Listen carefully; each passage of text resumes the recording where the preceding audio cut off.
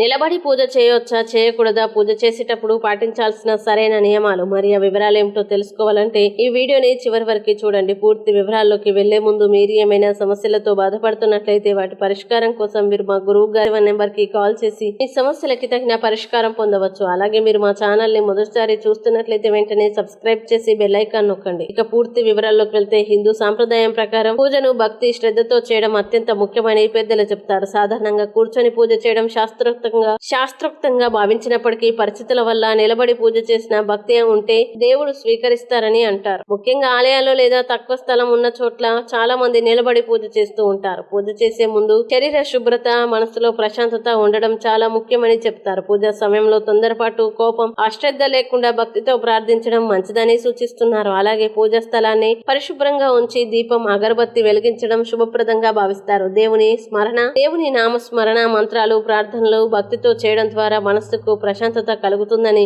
పెద్దలు చెప్తారు. కూర్చొని చేయలేని పరిస్థితుల్లో నిలబడి పూజ చేసిన భక్తి నియమనిష్టలు ముఖ్యమని ఆధ్యాత్మిక గురువులు సూచిస్తున్నారు.